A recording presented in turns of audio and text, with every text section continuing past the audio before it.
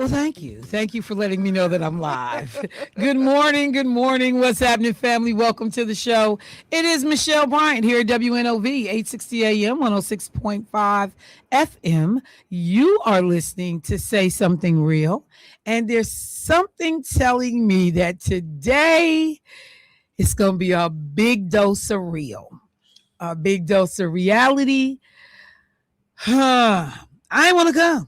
I did not want to come this morning because of the conversation questions that I believe are going to arise this morning as of the results of turn the lights on. Nigga. Turn on the lights.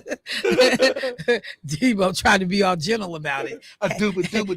Hey, bro. Hey, she needs some lights. It's dangerous in the dark, yeah. Is it dangerous in the dark? Oh, it's dangerous in the dark. Why is it dangerous in the dark? I don't know. I just heard a preacher preach that before. You know what? Grabbed the hold to it. It's dangerous in the dark. It's dangerous if you owe some. If you ain't on no nonsense, the dark is just fine. Oh, is it? What's up, Adeline? I just said he's. But when you on that nonsense, keep hearing what's footsteps, up, Angela? baby. Yeah. It's dangerous when you on that nonsense. So welcome to the show. As you can hear, Bruz is in the building. Debo sitting in for Clark this morning, and Mr. Ride Out just being. Just being himself. Oh no! He's so irritating, dude. What did you do? But like every Brewers color cap known to man. Hey, this is like your fifth different Brewers cap. I got a logo. It's the logo. It's the what? The logo. I'm endorsed. Wait, I was gonna say certified. Oh, it is certified though. Bad. Whenever you see that, this was not a good certification. This was not a good one. Certification. This was get you admitted certified. Not admitted. I'm just saying. Hey. This is a little bit much. Hey. Well, since we're talking, how are you this morning, bro? Well, Shell, I'm doing pretty good, man. It's partly cloudy outside. So, my feelings are split. Your feelings are split. Yeah. About what? Because it's partly cloudy outside. So, when the sun is shining, I feel all the way great. I feel all the way great. Yeah. That public education. Yeah. All the way great. I'm sorry. Greenfield. But when it's partly cloudy, Greenfield. I'm partially. I feel all the way great. Yeah, all the way. Sometimes you can go halfway. Okay. Sometimes you can feel halfway great. Halfway great. Yeah. All right. And today I feel halfway great. Hey, I feel like I'm talking to Donald Trump. Nobody knows how to feel halfway great like me. This vocabulary is nobody knows how astounding. Nobody knows it better than me. No, Debo, could you put the camera on them, man? Nobody. They're missing all of it. They don't want to see it. What should I do with my hands? Well, look, you only show half your face anyway. I know, man. Clark, come on back, man. We miss you, man. Is this a regular? Does he always come in on Thursday? You know what? I don't know. I think you need to change the schedule. Is this a regular? This is a regular Thursday. That Debo is here? Yeah, that's why I am here, y'all. Oh, hold on, Debo. Ask me. Ask the teacher. We'll see you. Look, is he supposed to be here? Right.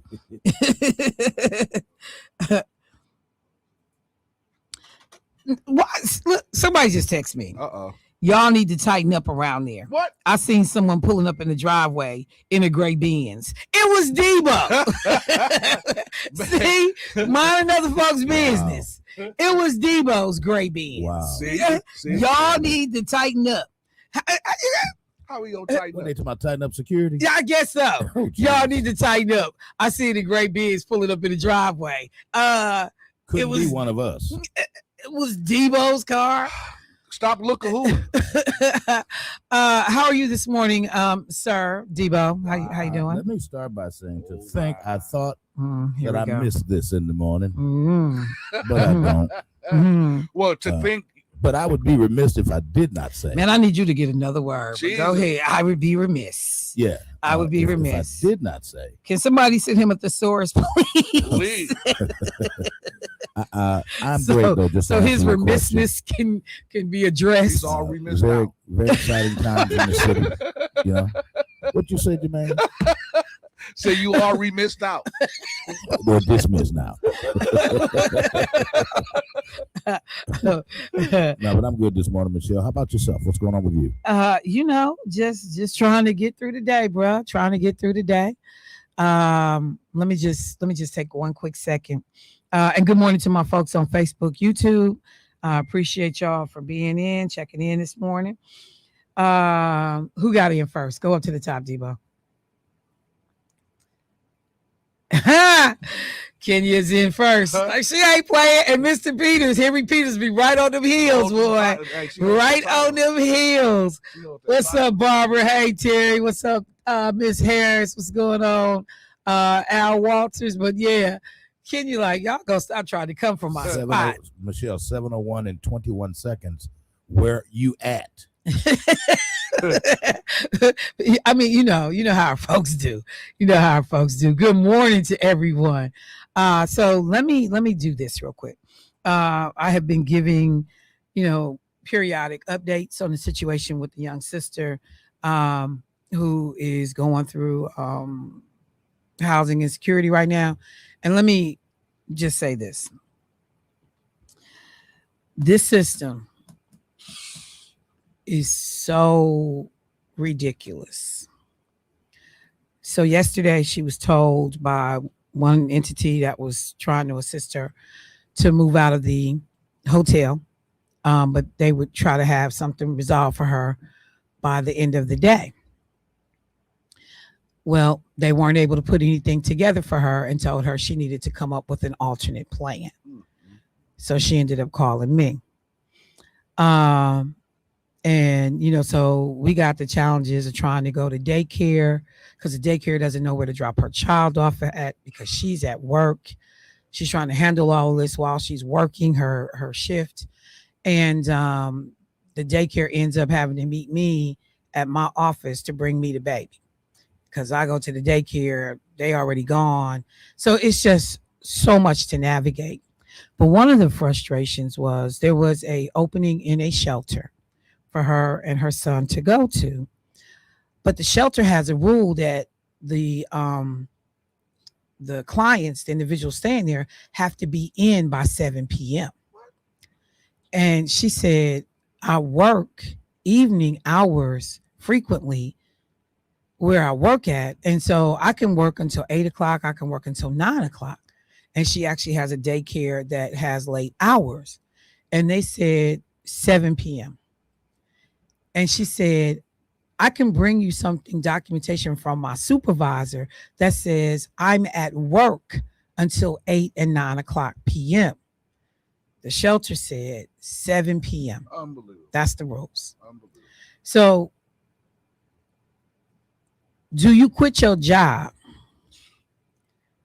and go to shelter, and then God knows how long it takes you to find another job in this particular climate we in right now? But that was one of the choices yesterday, that you have to agree to be in the facility at 7 p.m. or you can't come. That's unbelievable. That job that she has is her only means of support. That's the only way. That's the only dollar she has. So, of course, she didn't go to the shelter.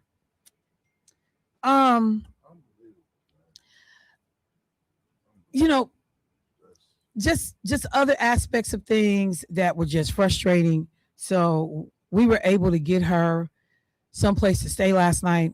We will be back at it again today.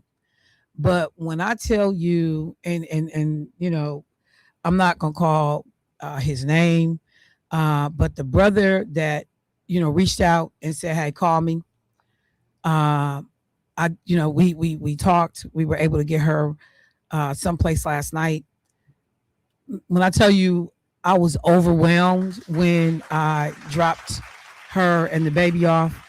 I just the kindness, the way people in our community respond, it never ceases to amaze me. Because I want to be clear, it's our community that has held this little girl down, this young sister down. I shouldn't call her a little girl, but compared to me, she is.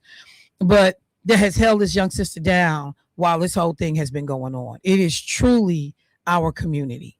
She has had 2 days of financial assistance in terms of helping with the hotel from, an agency here in town. But since we've been dealing with this, which started at the end of June, it has been the community that has been there for this young woman and her child. So I cannot say enough how much I appreciate it. But when I tell you I ripped and ran all day, and had to take her to the grocery store so she could have some food, had to do this. And I'm just looking like, man, this is madness. But we gotta have some shelters that appreciate that people work irregular hours. People don't just work 8 to 5. And what is the sense in, I need you to quit your job to adhere to our 7 p.m. policy? Like, that sounds like some mess from the 1950s, the 1940s. And then you wonder why a lot of people don't do the shelter route. They sleep under the bridge because of some of the restrictions. Or right across the street. Yeah, at the gas station. You see him out there now? Yeah. And oh my God, he is out there. So that's just the update. We still working on it.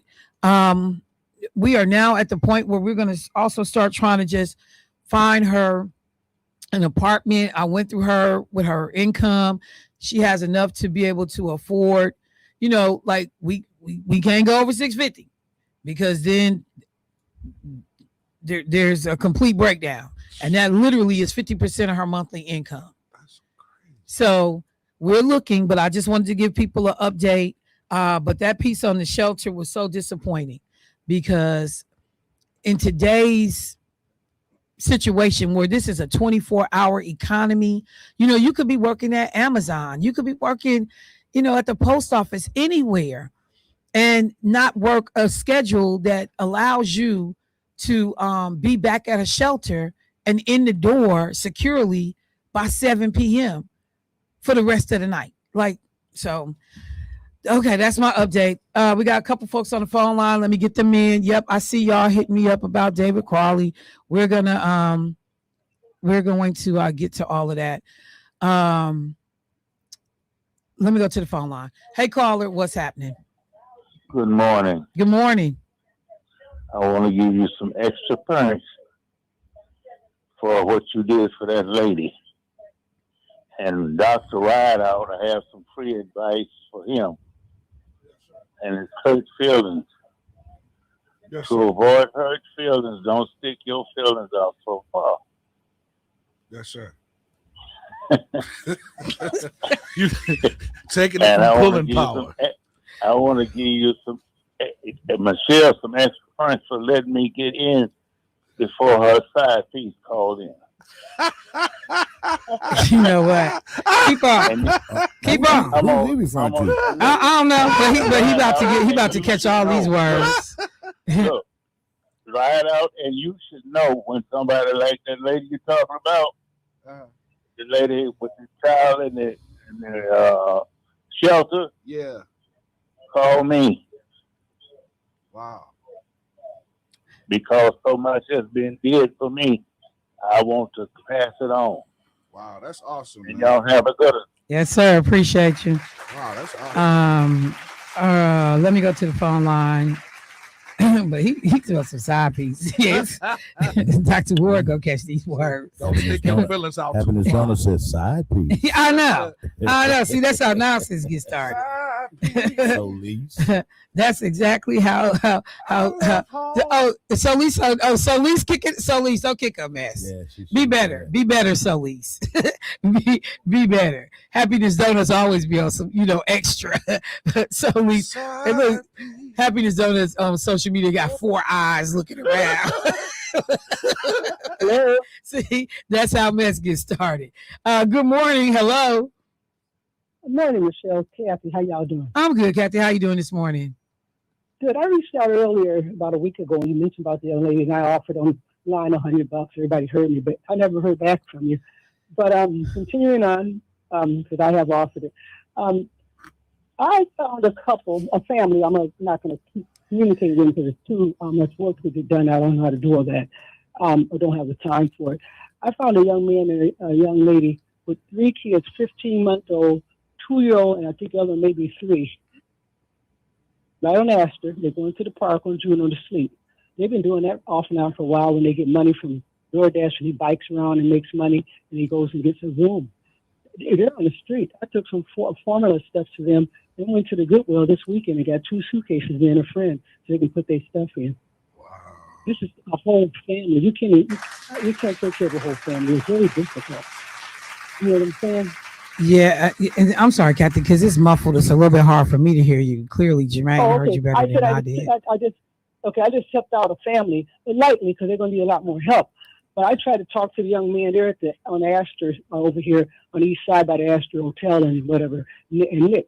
They've been out side back and forth for a while now. He does DoorDash with his bike to make extra change to go to the hotels. But shelters, are they so poor that you can't take a whole family, or what's going on with that? Well, it depends on the family situation. I know a lot of shelters, if you have children of both sexes and you got a son that's over 12, that son can't go with the mother and the other children, the younger children. Give them up to foster care or something. That's really I don't know. I think they end up maybe going to Child Protective Services, because shelters are worried that 13-year-old is problematic in a facility with young women. It's just madness. Very few shelters will keep that family intact. Particularly depending on the age of the young people. That's what I figured, yeah. But This is a younger person. I just thought about the teenage one, but she don't have teenage. She has a 15-month-old. I took Pampers to them. I gave her some personal stuff for herself as a female. Another kid, 3. The other one maybe 2 years old or something like that. And there's a guy with him. He didn't want him to go to the shelter because he'll lose his family. I said, no, you won't. They'll get services for her, and they don't need to be in the street sleeping like that with different viruses and things going on out here. You just can't be on the street like this, and he does DoorDash. But it's a lot of people out here. I mean, this is a family. Yeah, no. They're out here on the street. They sleep at a bus stop. People pass by, the bus driver stops, and a friend of mine told me. So we went over there. And then on, was it Saturday or whatever, Sunday, I went and bought them some suitcases at the Goodwill. Luckily, I got a couple of them and let them put their stuff in to pull things around, like that. And then they tried to call Uber to take them to the hotel they were going to once he made money from the DoorDash on his bike. Once they see all that junk in them people, he said, man, cancel the order and left on them. I'm not putting anybody in my car. I won't be able to do the liability on that one. But it's a lot of people out here. Definitely. And she's not working. She's on W-2. Nope, you're absolutely right. Thank you, Kathy, for that call. And it's a reminder. And look, let me just say to folks, because number one, I just need to be honest. I have not gone through all my messages. I have not dealt with everything in terms of people calling and reaching out. One of the things is I don't want to take any more money than I absolutely need to be able to assist. So while I was trying to figure out if any of the agencies were going to be able to come through for this family, so that, because true enough, when she gets an apartment, I'm still going to need to help her with furniture, bed, all of that kind of stuff. But I know some people, I even did reach out and say, just hold on a minute. Let me figure out what's going to be available to her before you make a further donation. And then, we get right back here, which is you need to come up with an alternate plan. So I just wanted to say that. We got one more caller. Let me get them in. I need to try to work in a couple of stories because I got a guest coming in at 8:00. I got a gubernatorial candidate calling in towards the end of the show. So the only time I'm gonna have left to talk about some of these issues is going to be after I get done with this caller. So let me go to the phone line. Hey caller, what's happening? Good morning, Michelle. Good morning, Angela. How are you? I'm sure you can hear it. I'm doing. Okay, well that's good. You woke up this morning. That's a great thing. Yes, Good ma'am. morning, Rise Out and Debo. How y'all doing? Good morning. Good morning. We're blessed. You all have a blessed day. Talk to you later, Michelle. I swear to God, I will punch her in her eye. I swear to God, I will punch her in her eye as soon as I see her. I will punch her in her eye. I'm gonna be on the news. They're gonna be like, Michelle. Host up, say something real. Okay, for the kids listening, I'm just joking. She know I'm joking. I'm just joking. That was not appropriate to say before 8:00 in the morning. Oh wait, after 8. they on summer vacation. Yeah. I got to watch everything I say until the summer is over. Can y'all send them to camp so I can talk crazy, please? Sure. All right. So look, I got to take a break. When we come back, let's just talk about the obvious. Let's just get it out, get it all out in the open. That David Crawley, Milwaukee County executive, I think, was he the first person to announce that he was running for governor when this whole thing started? He has got so much about be better, Michelle. Forget you, so Lise. Be better, not. You told her. Yeah. Oh, yeah, I did tell her to be better. That's right. You turning myself around on me.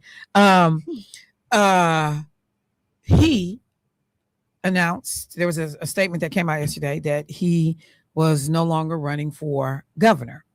There is additional information that was posted on social media, online last night, that he actually is planning to come out with an endorsement today. So let me take a break. We'll talk about it on the other side. Michelle Bryant, WNOV, 860 AM, 106.5 FM. WNOV. All right, family, welcome back to the show. So before I went to the break, I teed up the fact that many of us were caught off guard, some outright stunned, some maybe not surprised, depending on your perspective, how you look at politics, how you watch some of this information. But the announcement that Milwaukee County Executive David Crawley has withdrawn, suspended his campaign for governor of the state of Wisconsin was all that a lot of folks could talk about yesterday. And it was weird because my phone started ringing while I was out moving around. And I literally was passing a David Crawley sign in someone's yard as, somebody was calling to say that he had suspended the campaign. There have been a number of folks that have talked about the polls that have been done to figure out where voter sentiment was and, kind of get a read, put your finger up in the air and see which way the wind is blowing about how all of the candidates were doing. And I had seen some well-known polls, and then some folks had released some private polls done by their own campaigns or different organizations that talked about, who was in double-digit status, who was in single-digit status in relationship to support. There was jockeying for those top 3 spots in many of the campaign polls that many of the polling information that I saw. Whether it was Francesca Hong, it was Mandela Barnes, it was Sarah Rodriguez. I think in most polls that I saw, David Crawley was polling usually like 4th in the middle of the pack. One of the things that I have frequently said is I wondered who these folks were talking to. And that was based on just some of my own perceptions about perhaps some of the things that I'm noticing. What kind of presence do I see from these candidates in Milwaukee, in, the Black community in particular, who has been actively engaged. I'm looking at people's staff makeup. I'm just paying attention to a lot of different things about where we, are going with this race. Most people will tell you that Francesca Hong's numbers have consistently been high, and that she has ended up being one of the people to watch. Sarah Rodriguez, who was the current lieutenant governor, same, like I said, top 3, top 4 positions. Mandela has fluctuated from near the bottom of the pack to up towards the top of the group. So it's been an interesting mix. So naturally, a lot of folks said, well, what do you think about DC getting out of the race? And, I'm just probably not a good person to ask right now, because a lot of this is frustrating for me. This is the time in politics when I dislike the arena a lot, because you will see folks coalescing around candidates that, for me, are not the best qualified for some of these roles. It was never lost on me that Sarah Rodriguez had been in the state assembly for 8 months when she announced that she was running for lieutenant governor. I'm a little bit old school. I believe that people need to put in some work, learn the ropes, understand, the state in all of its nuance and what it takes to run a state. And so I was just a little put off by somebody who had only been in the assembly for 8 months and then ran for governor. But we've had people who have never served in the legislature and they run for governor. But when you look at experiences, what they bring to the table, you'll have people, hey, I was the vice president of this, I was that. And there's no actual requirement other than you be, certain age. It's very few requirements for what you have to run for governor.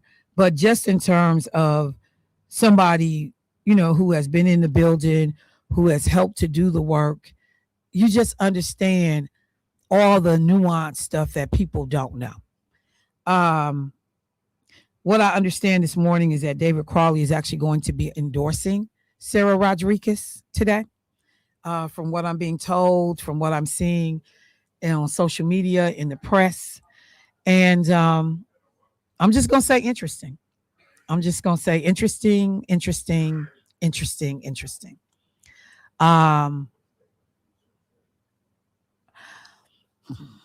This reminds me a little bit of when Mandela was running for U.S. Senate, but I've seen it so many times where candidates are pushed out the race, asked to leave the race, or moved around when, groups start trying to coalesce support behind a candidate. And people will always say, it's for the greater good.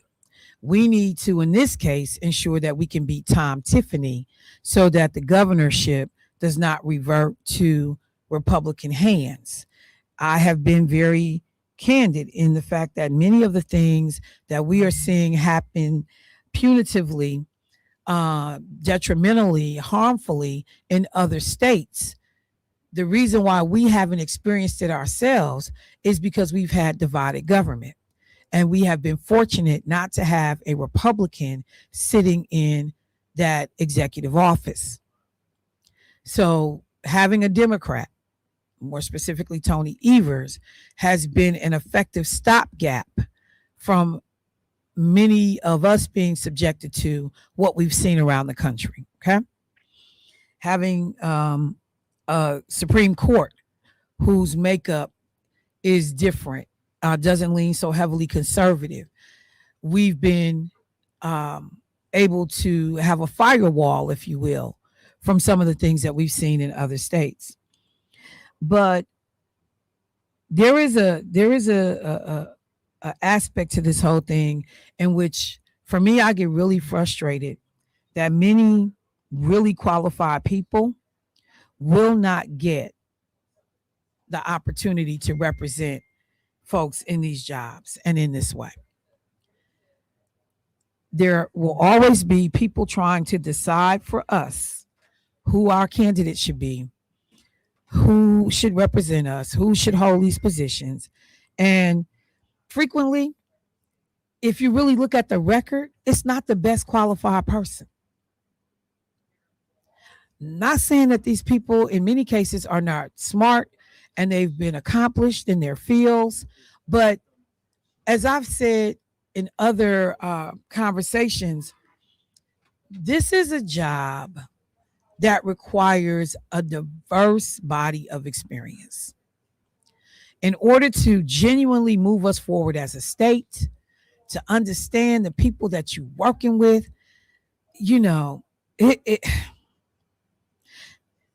so there was a degree of just feeling deflated, and not because David Crawley was my guy and, you know, that's my candidate and this is what, you know, I thought needed to happen.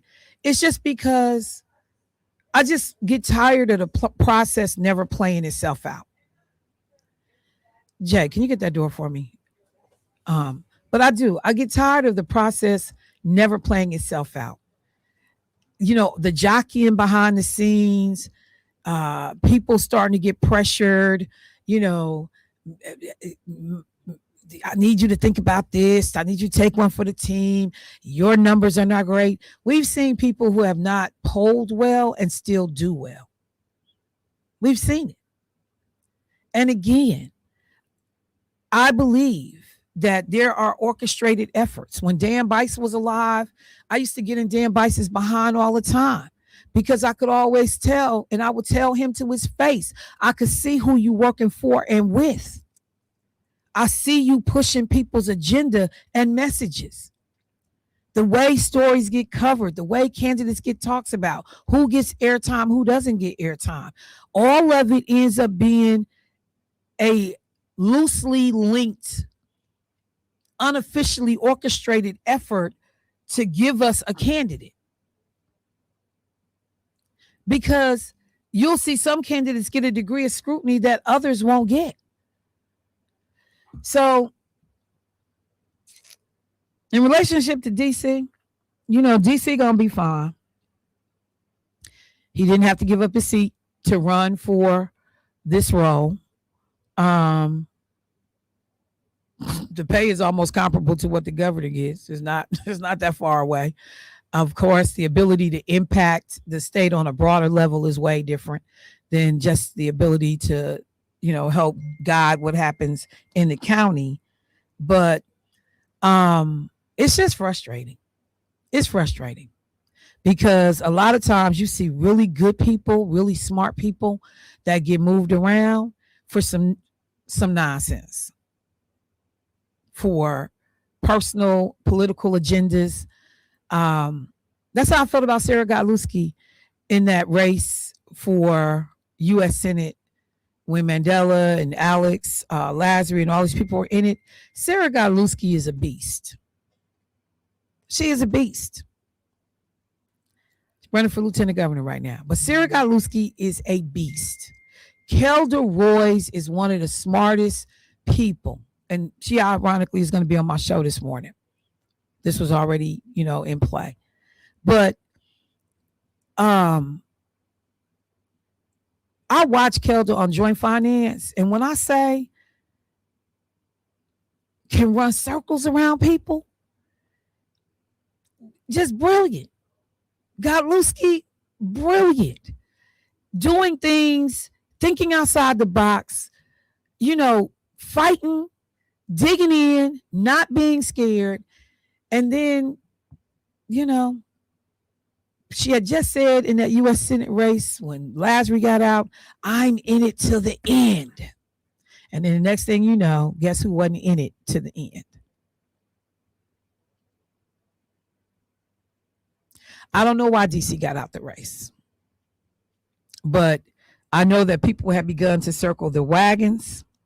People had begun to make phone calls, you know, because that's going to be the pitch. We got to beat Tom Tiffany. We got to beat Tom Tiffany. But I'm telling people, yeah, I'm just getting to a different stage, and I've been there for a little while, a different stage in my life. You may be better politically for me than Tom Tiffany, but if you sorry, you still sorry. If you have not shown an interest in this community, you still have not shown an interest in this community. I just got a problem giving people jobs because of they are the lesser of two evils. Pragmatically, that's what we're supposed to do. Does it feel good doing it? That's why people are like, you just got to swallow hard and just go along. But some of these people get on my damn nerves because you can tell they have learned nothing, or they think they're smarter than you. They don't have people of color on their teams. They don't have people of color working for them. And yet you're going to be standing in my face talking about what you need from us. When we did that forum at the Howard Fuller Academy, I listened to the majority of them candidates talk about what I can do for Black people versus talking about what I can do with Black people. And if you talk and go look at their staffs, if you look at their campaign operations, see how we show up in those campaigns. We don't. Even for some of the Black candidates, we don't. Even for some of the minority candidates, we don't. So at the end of the day, I just get sick of Black folks always being the afterthought. But then at some point, we end up being a key component. I get tired of seeing people that are not fully qualified for jobs that keep ascending and keep being pushed and keep rising and getting these jobs. It's all just irritating. It's irritating.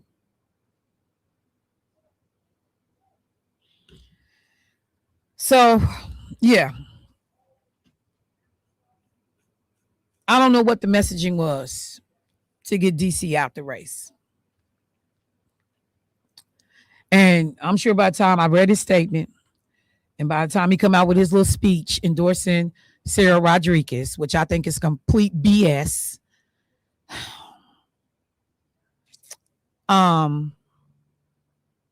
You know, I mean, I listened to this woman sit at the thing and say, yeah, I don't say the words DEI anymore. See, I don't need somebody that's going to run from an issue. And I'm going to recraft it and rebrand it to make other folks feel better about themselves. But Michelle, politically, that's pragmatic. That's what you have to do. Even companies and corporations, they're no longer saying DEI, but they're still trying to figure out how to get the same impact. I'm just cut from a different cloth. I stand on what I stand on. I believe what I believe. And I'm not going to let no racist white people tell me that the word diversity is a negative word. And I accept that. And I change the way I talk so other racist white people can feel comfortable about their life. I'm not doing it. I'm not going to let racist white people tell me that the word equity, and ignorant white people tell me that the word equity is a bad thing. And so to have David Crawley, who has this whole Milwaukee County office committed to the issue of equity and blah, blah, blah, and you stand up and support the chick who says, I don't say DEI anymore. And yes, being governor is bigger than DEI. But we have an amendment on the on the upcoming November ballot that would change our state constitution to make diversity, equity, and inclusion illegal in the state of Wisconsin. It's on the ballot. They want to codify it into state law that anything that takes race into a factor, that takes gender into account, in terms of state functioning, state programs, state opportunities, it would be illegal. And the woman who said, I don't say the words, and said it in an urban setting, I don't say the words DEI anymore.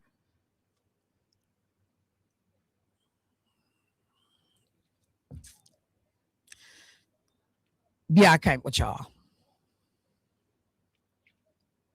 I can't. And it's usually people with those principled stands that won't get elected. You have to bow, you have to break, you have to bend to the will of the majority. That's why I'm glad, I'm who I am. Because I'm not. Black folks, we got a lot at stake. We do. And we got to think about which of these candidates will help to advance not just the state, but also our interest as well. Because every single campaign, every single election, every single political, upheaval, close calls, we are being told time and time again, not now. We'll get to y'all later. We'll address your issues at a different time. This isn't the right moment. We have to think about the broader, constituency. But we consistently are the people that show up for the party. Black folks show up for Democrats. Somebody just said it's better to die on your feet than to live on our knees. Black folks show up for the Democratic Party every time. And before the Republican supporters call in with your BS, I don't want to hear it. I don't want to hear it. Because we are voting our values, not for a party. We're voting our values.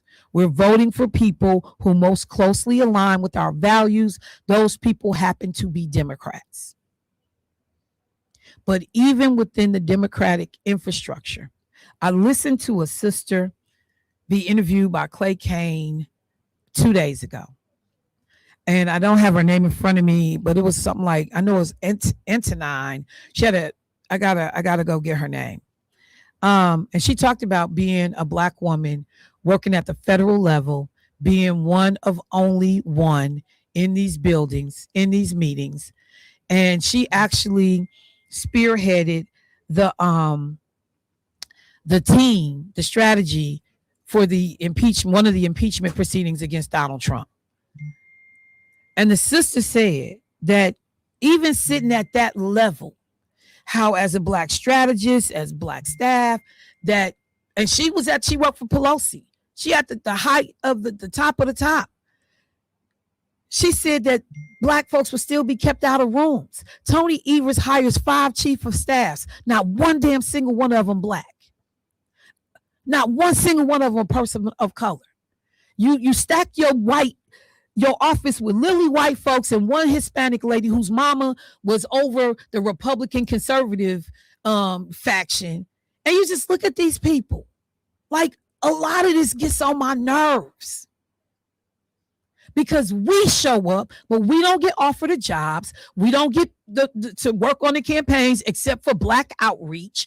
Our voices get diminished. And I listened to this sister, and I got to go to break. Jermaine been trying to get me to go to break for a second. But I listened to this sister say on Clay Kane's show 2 days ago that when Mike Brown got shot during the Obama administration, people were called to a meeting to discuss how the president was going to talk about Mike Brown, except any Black staffer. And Black staffers who were at the level that they could have been included in the conversation. Now, that's her version of events. I don't know what Obama's team's version of events is, but that's what she said. That even on the issue of a Black man being murdered, Black staff was left out. And I remember when Black reporters and journalists said that at the respective media outlets that they worked at, that when George Floyd's murder happened, many Black journalists were not given the assignment because the white media outlets that they worked for didn't feel that they could be unbiased in the way they talked about the story. So all David Crawley's getting out of the race has done is just make me tired. Can Black people win statewide race? Negroes really ask, white folks really ask, is he too dark skinned to win statewide race? Do we need somebody who look more Obama-ish? Okay, I'm going to break, but I get tired. I get tired. I'll be right back. WNOV. All right, family, welcome back to the show. So I told you I had, we got a call during the break that is relative to early voting, and some people have already cast their votes for County Executive Crawley, and what does that mean? I'll talk about that when I'm done with this interview, but I'd like to welcome to the studio vacationer extraordinaire, world traveler, get your money sunny and enjoy the world, Wanda Montgomery. Hey, Wanda, how you doing? I am doing well. You look so fabulous coming off vacation. I mean, svelte, just rested. I don't know about rested because I'm still trying to get back on our time, but So where did you go for folks real quick that don't? I went to Asia. So I was in Seoul, South Korea. From there, we went to Bali, Indonesia. And from there, Taipei, Taiwan. That's right. All over the place. Look, some of the pictures that you posted, some of the pictures that I saw, some of the clothing, regional clothing that you had on, ethnic, dress, like where were you going? What was happening in some of these photos, Wanda? Well, they expose you to their culture. So I took advantage of it. We were in Korea, South Korea, and they rent out their garb. So you can dress in it and go to the temple or go in areas. Oh, really? Yeah. So that's why you saw me and all. No, you don't have to buy it. And people that I'm talking about, did you bring it back? No, I could have bought it. Yeah. Oh, why? Right. Yeah. I wore it that day, but what they did was they put a barrette in my hair. That was my gift. So I still have that that I bought home. But in Bali, same thing. And we stayed in 5-star hotels. And I can tell you, there's a young man here in town, John Daniels IV. We were going to Bali, and I didn't want to go all the way over to Asia without taking advantage of some other opportunities. So I reached out to him. He planned our trip on the front end and the back end. Bali was already planned.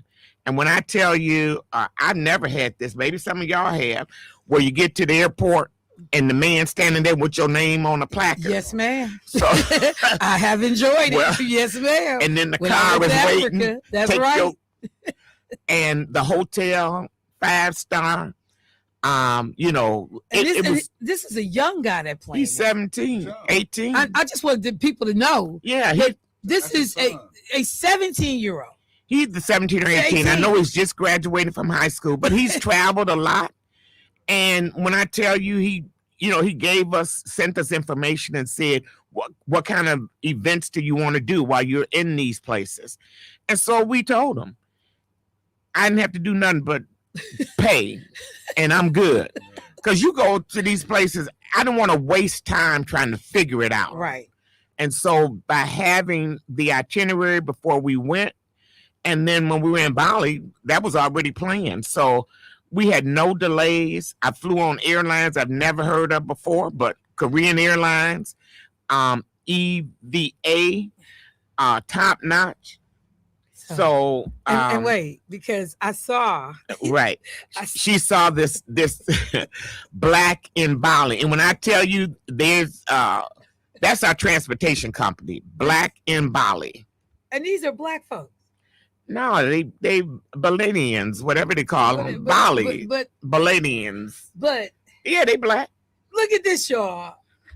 When I saw, I was like, I got to have it. And look, and one day while we were in Bali, we had a brunch, and it was at a restaurant bar that has an R&B brunch every other Sunday. And this particular Sunday that we were there, they weren't having it. But my nieces who planned the trip said, they reached out to them and said, hey, we're going to have 160 black women here from all over the country. Will you do? And they said, oh, we'll open up. So they opened up that Sunday, and we took over. But then they said, well, can we open it up to our regular customers? So they put it on Instagram, and other people that were vacationing. Oh my God. They showed up. So it turned out to be, like I said, we took over the whole. So how long were you gone in total? 12 days. How long was the flight? Almost 20 hours. Okay. But we broke it up. So we had direct flight from Chicago to South Korea, which was 14 hours. Okay. And then from South Korea to Bali was 7. Coming back from Bali to Taipei was 5 hours. From Taipei to O'Hara was 14 hours. It's been a while since I've traveled that far. Last time I think was to Paris, but it didn't seem long at all. Yeah, when I did the trip to when I flew to Greece, Mhm. and when I did the trip to Africa, it was cool. Right. I'm They watching feed you. in-house movies, entertainment. And they have Wi-Fi, so I Yeah. could text people, I could email, I could watch TV, watch movies, I could sleep. It was comfortable. It was comfortable. You get on, they got your pillow, your Yes, blankets, your yes. bottled water, And then, your the slippers, your we mask. we did the lounges in the airports, the Oh, yeah. private lounges. Oh my God. Yep. Oh my God. Okay, so you are actually here for another reason, Yes. but there was no way I was not going to talk about that. And then you came in with the T-shirt, Lord. I'm just so excited. But Jermaine, don't you say a word. You ought to follow folks on Facebook. And when they say closed mouth don't get fed, I was like, what? I gotta have a T-shirt that say Black and Bali. I have to. Okay, so you are here in your capacity with Black Childhood Development. And I always forget the way to say it for the entire state. So say the name. Black Child Development, Wisconsin. And I can't believe we are coming up on one of your annual events already. Yep. And one of my favorites. Let folks know what we got going on. So 2 things I want to share on today, but Brunch of Books, our 9th annual Brunch of Books, which is a luncheon designed for our children, where we really highlight them, we cater to them. They are our special guests. And that event will be Saturday, September 5th, 11 a.m. at Abundant Faith Church of Integrity on 78th and Good Hope Road. We target children 0 to 8. And we want families to really take advantage of this.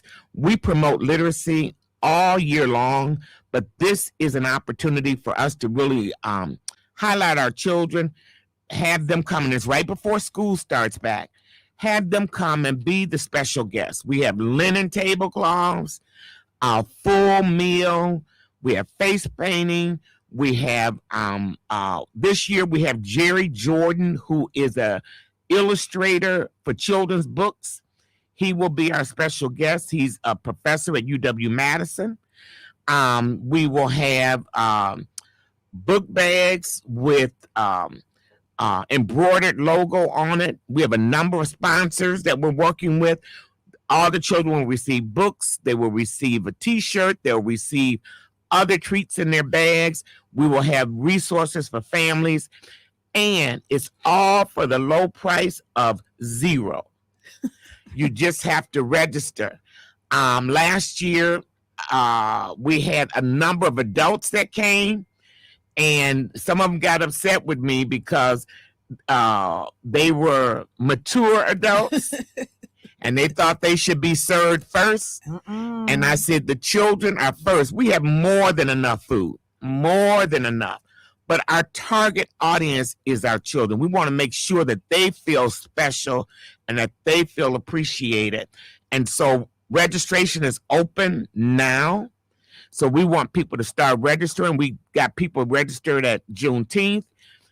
We know that coming to WNOV has been a successful opportunity for us to promote this and really have people sign up early.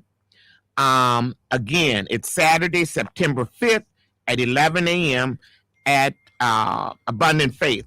And to register, you can email tequila, just like the drink, TEQUILA at bcdi-wisconsin.org. It's on our website. You can email her if you can't find the website, and she can send you the link. But the other thing that I want to share, before you move on. All right. So, Dr. Virginia Williams is listening. And she said, hey, let Miss Montgomery know. St. Matthews will be in the house. I mean, they come t-shirts down. I think they had yellow on last year. You see they babies coming through. And she said, and bring in some calendar money. So Miss Williams. We'll be looking for you. Daryl Williams is listening, and your speaker, he said he is a member of Omega Psi Phi fraternity. All right. And he has sent a picture, Unstoppable John, one of the books that he illustrated about John Lewis. Yep. So you got folks listening that are like, hey, we know what's going on. Yeah, and we're excited. Each year we try to bring somebody different. Last year you were our MC. And you know, Michelle brings her own following. So there were people that came not for us and not for the children, but because they wanted to see Michelle in person. You know who I'm talking about. I do. I do. And so the second thing is we do a calendar of Black children every year. And so we are working on our 2027 calendar. And so often what happens is people ask me, I want to get my daughter or my son or my baby, my grandbaby in the calendar. I want to do this. So we're announcing today that we have a couple of opportunities. We have professional photographers, because a lot of times when people send us pictures, they're not in the right format. They have they're advertising different companies that we don't want to particularly advertise. So we have a couple of dates that we are soliciting people to bring their children to have their photos taken. Now, we may not be able to use all of them, but what we can, we will. We also are looking for poems that are positive about our children, or just positive about education. Now, we don't want a 3-page poem because it got to be able to go into the calendar. And then we're also looking for ads. We have opportunities for people to put their ad in. You can pick your month, and we'll put your ad in the calendar. So we're looking for pictures, people that want to have their children in the calendar. And everybody said, oh, my baby, my grandbaby is just beautiful. And these calendars go all over the country. Yes. And Africa. So pictures, poems, and ads. And again, you can reach out to Tequila at bcdi-wisconsin.org. We do have a deadline for the pictures, the ads, and the poems is the end of July. Because we want to get our calendars done before Brunch a Book so we can give them out at that event like we did last year. So if you're interested, if you hear us, if you know somebody out there that you think their child would be appropriate for our calendar, and this year we're looking for children 0 to 2. We're focusing on our young children. Last year was reading with families. So we had children reading on their own, children reading with their parents, children reading with their grandparents.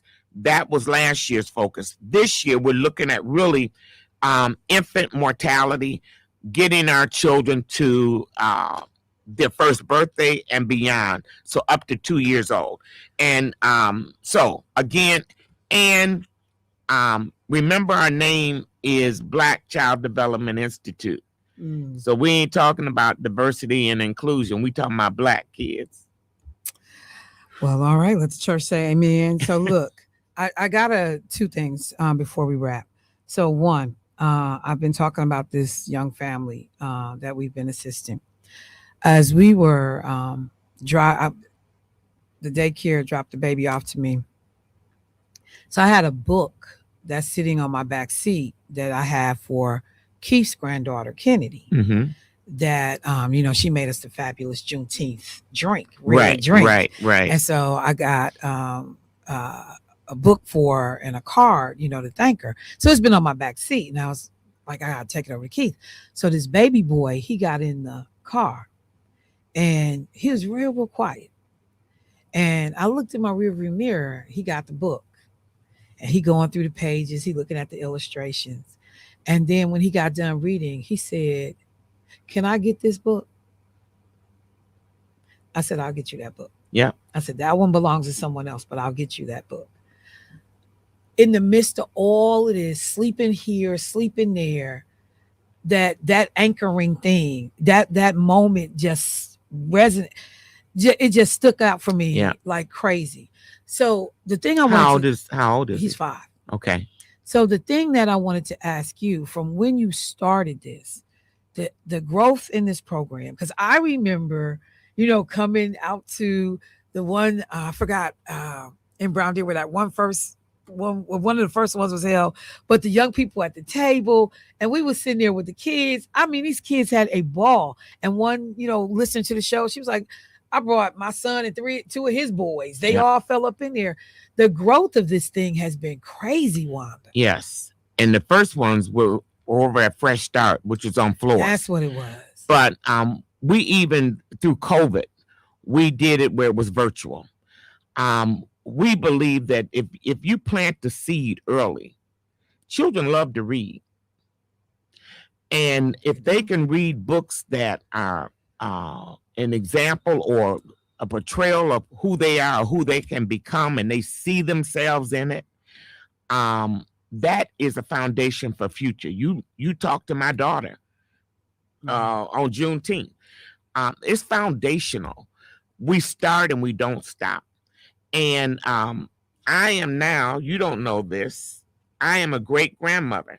No, congratulations. 1 month old. 1 month old. My granddaughter Really? had a daughter a month ago. She's a preemie.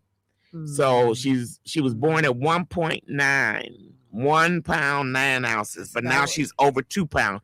You know what I got in my house already? What's that? I'm building the bookshelves. I mean, I got the books because we started early. Yeah, no, Atlas was a preemie. Right. He was in NICU for I think almost 6 months. Yeah. And so that's a journey in and of itself. Oh yeah. But look where he at now.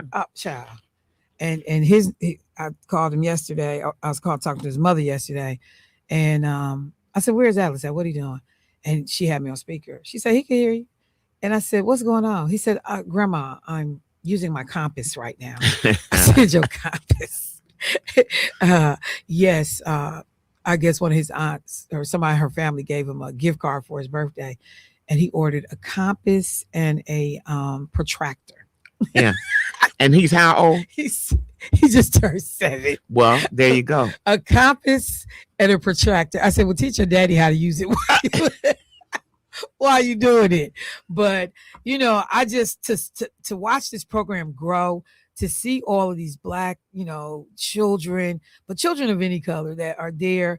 Because I ran into a squad of Hispanic little kids came through. Oh yeah. And then so you just see that this is important to so many young people, to their families. So it is amazing to see it have grown in the way it has. I've had 2 people that said, please give the information one more time on the brunch, the email. Val, we're going to get that for you. Repeat the email for the brunch, please. Yeah. And then the other thing I was just going to tell you, there were a ton of comments about people who had been to Bali. Somebody said they had just got back from Bali last week. Their daughter had just got back. And so it was a ton of comments about the Bali trip on social media as well. I just wanted to flag that for you. Yeah, my daughter just got back from Bali.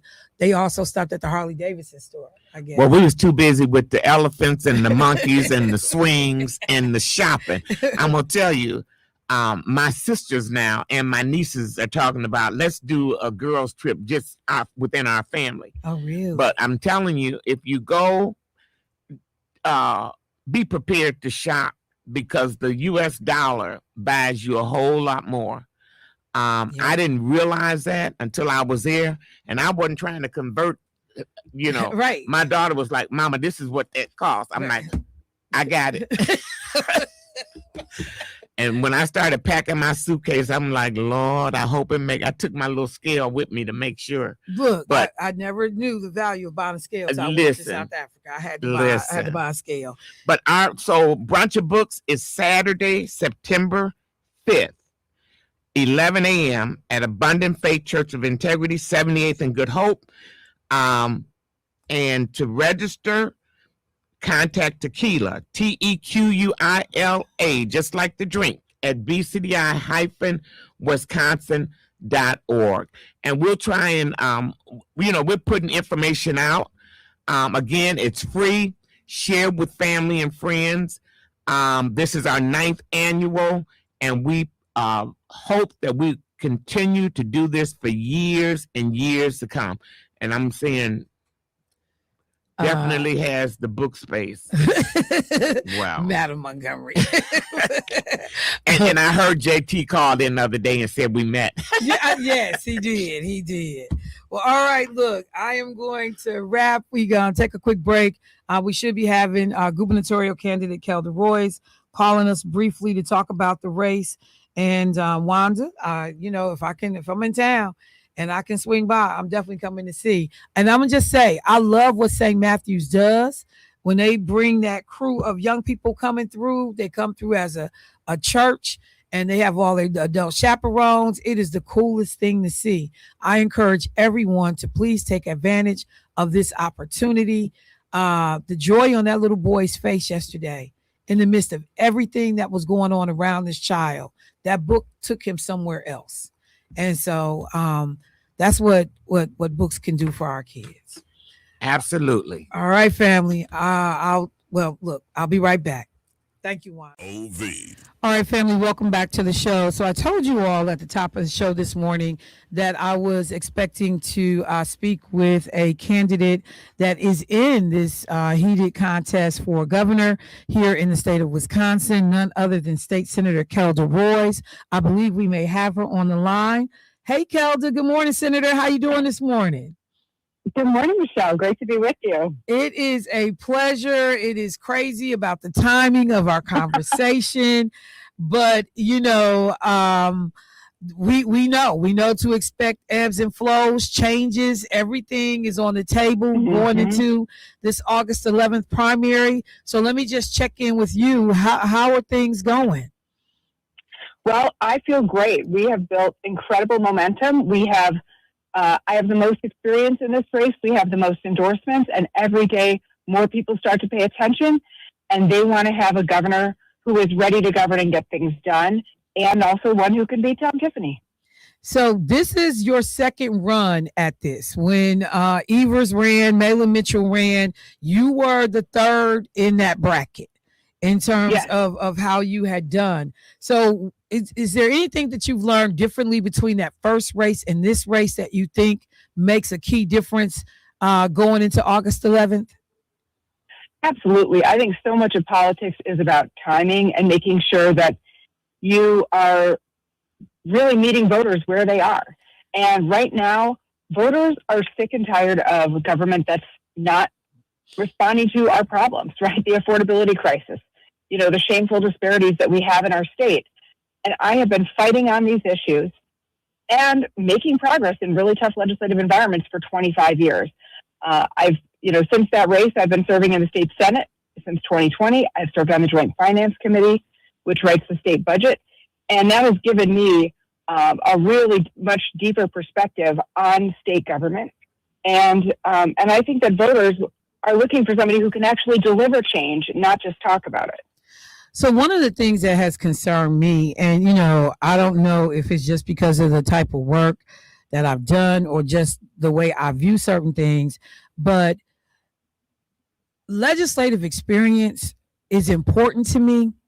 Folks that have had the ability to understand how all of these levers work, how all of this is interrelated and interconnected. But sometimes it doesn't seem like the voters fully get that we can have popularity contests, who sent me the most mailers. Can you speak to that aspect of running this race? Yeah, I think it's really hard for everyday people to stay up on what's going on in the Capitol, especially when we see our media really decimated.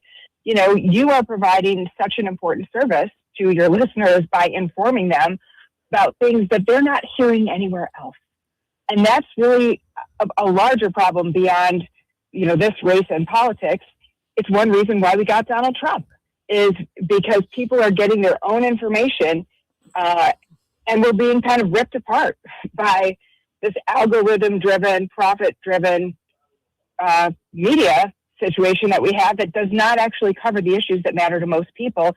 And the people who are working on the ground, organizing in communities, serving in legislatures, trying to make that change. So let me ask about the money piece of this whole thing, because in other races we have seen, influx of money, whether locally, outside groups weighing in. People talk about the ability to go up on TV. Again, how much reach can I get? What are your thoughts on the whole fundraising aspect for this thing? Well, Michelle, I believe we should have public financing of campaigns. I think it's kind of crazy that we basically have auctions instead of elections. And tell people what you mean by public financing for folks that are not familiar. Yeah, so the idea would be that candidates who want to run for office raise a certain number of small dollar grassroots contributions from people who live in their district or in their state that can vote for them. And if you reach that threshold, then you could get a match of public money, but you would have to agree to a spending limit. And that would do so many things. Number one, it would make it more possible for ordinary people to run for office. So you wouldn't have to be rich or have rich friends. Number two, it would take away the stain of feeling like our democracy is bought and paid for by corporate interests, right? Special interests that are just dominating politics. And number three, it would free our elected officials from being on this constant need to raise money all the time, instead of actually serving you, right? Serving the public, thinking about how to solve the challenges that we face, how to lower the cost of healthcare, how to create better quality public schools. These are the things I care about and that I want to spend all of my time doing. But to run for office in these days, I'm not willing to take corporate PAC money. I'm not bought and paid for by somebody like Elon Musk. Therefore, that means I spend a lot of my time talking with individual Wisconsinites and raising money. And I'm proud that I have 93% of my money comes from individual grassroots Wisconsin donors, right? People just like your listeners. But that is really, really hard to do. It takes a lot of time. And I think if we want to have a government that works for us and that's responsive to the problems that we're facing in our lives, we've got to fix this money in politics piece. And so just so folks know, there are roughly about 14 states that actually have some form of public financing options for candidates that are running for particularly statewide offices, that those things are in play. Now, you talked about like your priorities and the things that are important. As folks have talked about, on the Republican side of things, Tom Tiffany running for office. One of the things I said this morning is that a number of things that we have seen legislatively, policy-wise, happening around the country, we have been insulated from because we've had divided government.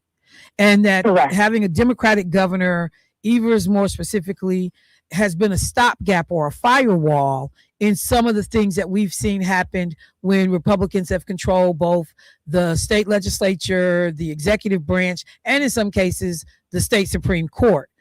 Are there any things that stand out for you that our listeners should be particularly concerned about as you talk about running this campaign, and if you were up against Tom Tiffany in that November election?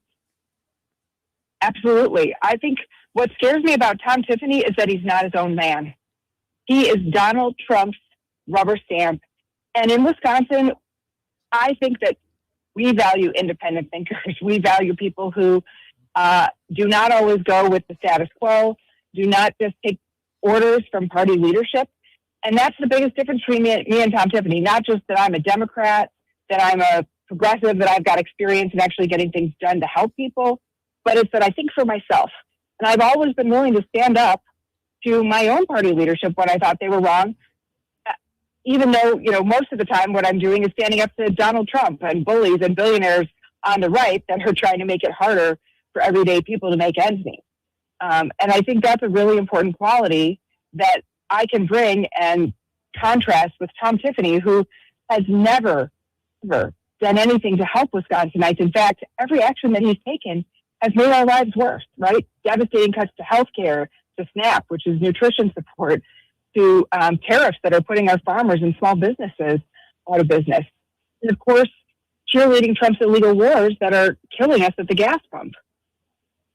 So look, we like I said, these campaigns, these election cycles, they come with ebbs and flows. There were people, because ballots had already started to be mailed out. We know with the announcement yesterday of the county executive, David Crawley, getting out of the race. There are some folks that just called our station this morning behind the scenes and said, I've already voted. So what happens now? As someone who's an attorney and, you know, who has been in the in the legislature, for folks who are finding themselves like needing to make a different choice, or they want to understand what happens if they've already cast that early ballot vote, can you help give some information about that? Yes. If you need to cancel your absentee ballot, you can reach out to your local clerk, and you should be able to vote on election day. But I'm actually not sure, because there's been numerous court cases about how you can spoil your ballot. Right. And the Elections Commission, this has been an issue that they've had some cases about.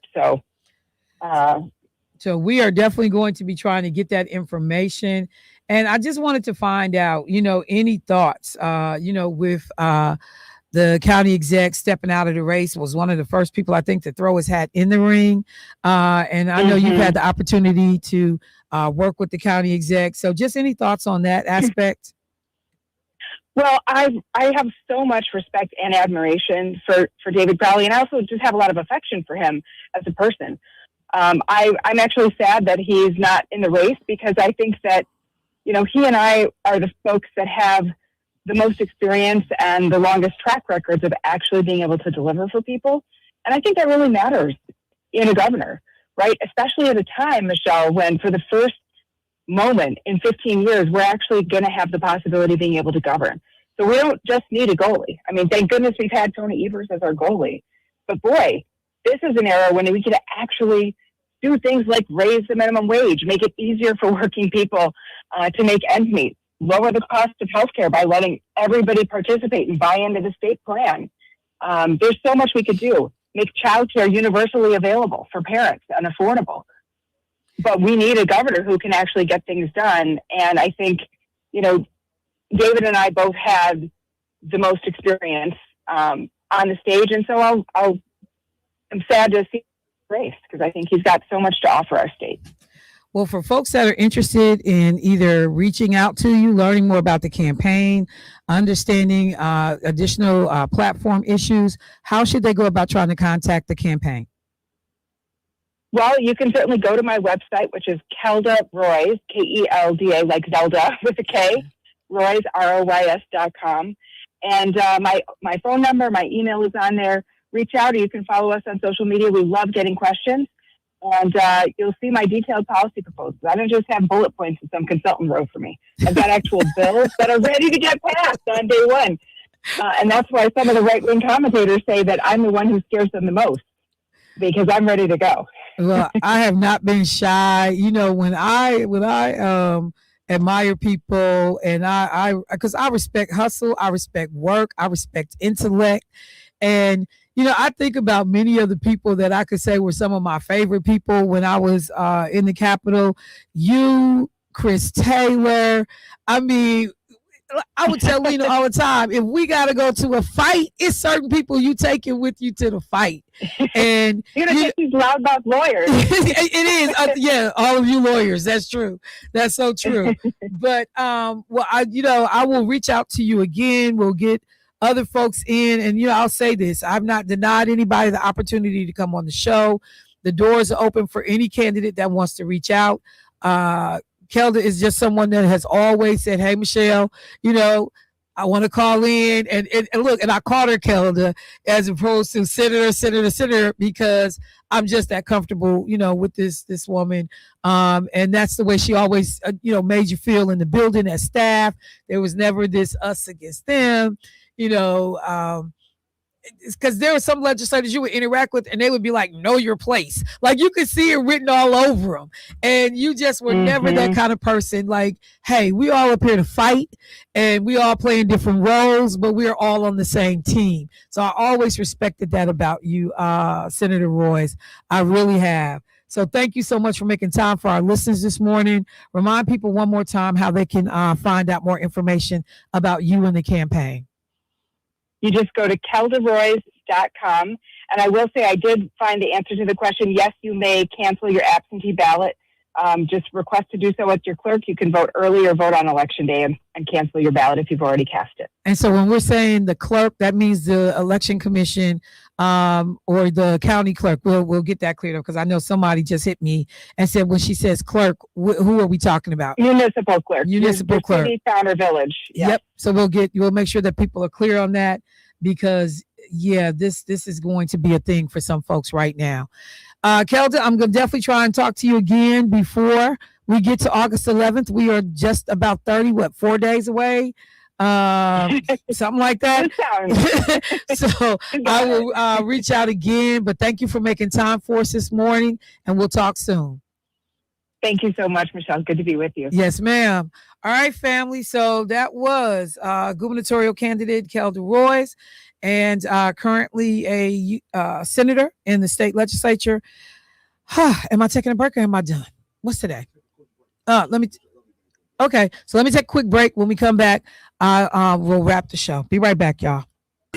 I'm glad that Keith Parrish just entered the studio and said, why is it so hot in here?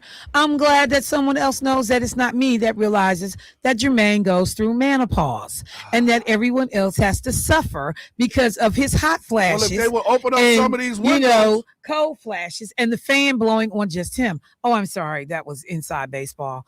All right, y'all. I got to get ready to get out of here.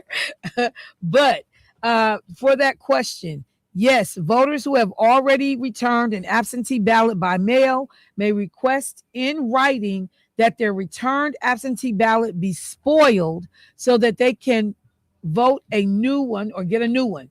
Voters may appear in person at their clerk's office. This is the municipal clerk until the end of in-person absentee voting hours and ask to have the ballot spoiled so the clerk can issue a new absentee ballot. Office. I'll get that number for folks next week, but you can look it up on your own. But yes, thank you so much to the caller who raised that, that you can, if you have already voted for David Crawley, request that your ballot be spoiled so that you will in fact have an option to vote for someone else. All right. Somebody said, yeah, it was pretty hot in here. Oh, Happiness Donuts came up here. She dropped off, she dropped off a gift card for, Happiness Donuts is a she. And she dropped off a gift card for the family. She didn't bring me nothing. Oh, that was just my inside talking out loud. You know what? Sometimes I'll be having Tourette's, I just blurt out stuff that I feel inside. Let's not blame Hollywood that. Let's not blame that on Tourette's. Let's blame it on your mom and daddy. All right, y'all. That is the show for this week. Oh my God, I'm getting ready. Did we ever deal with my 4th of July? I don't think we did. No, but you can come check me out Saturday, though. Where are you going to be at Saturday? Rose Park. Come check me out. Clinton Road. Oh, you're the entertainment for this Saturday. 4 to 5. Come check me out. 4 to 5? 4 to 5. 4 to 5. We got to go, man. Bye. We got 5. We got 5. Okay. Yeah, come check me out. All right, y'all. Thank y'all. Y'all be safe this weekend. Talk to y'all on Monday. Peace.